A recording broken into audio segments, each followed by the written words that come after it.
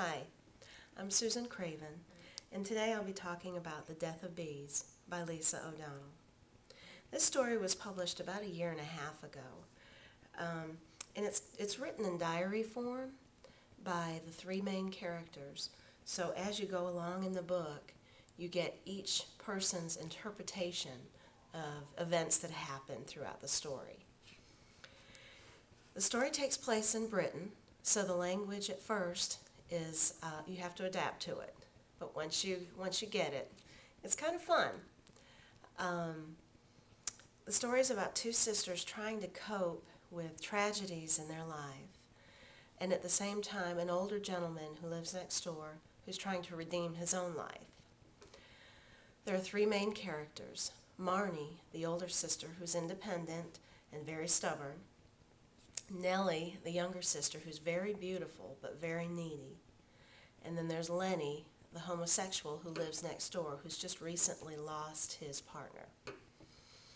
Marnie and Nellie are parentless throughout the book, and Lenny comes in and kind of befriends them and starts to take over as somewhat of a surrogate. But he's got problems of his own. He's just been recently labeled as a sex offender, even though in his eyes it was a complete and total mistake. Throughout the book, other characters make appearances: friends, boyfriends, drug dealers, and even a long-lost grandfather whom they never knew before. And then there's Izzy and Jean, the parents, whom you never meet. They're always hiding secrets. So's the grandfather, like in the following passage I'm about to read. I couldn't find it. Izzy made it, a photo album. She'd found all our family pictures, what was of them, and fixed them into a black binder with glue and sticky tape. I remember her putting it together like a scrapbook. She kept waving baby snaps at me. There was one picture in particular taken in a park. Nellie was maybe a year old. Izzy was holding her close to her chest, and Nellie was laughing and pointing at something in the distance.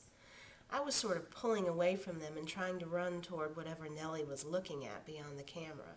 A slide we wanted to slip down maybe, or a swing we wanted to play on. Jean was holding the camera. I had a vague memory of this photo being in Izzy's hand.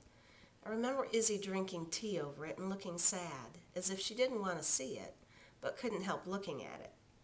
There was something about that picture, and when I came into the room, she hid it. So what are the secrets for? And what are the girls always trying to hide? And more importantly, I guess, is what on earth is that dog doing in the backyard all the time? Well, I would suggest you grab your favorite drink, check out a copy of the book at your local library, and enjoy reading The Death of Bees by Lisa O'Donnell. I know you'll love it.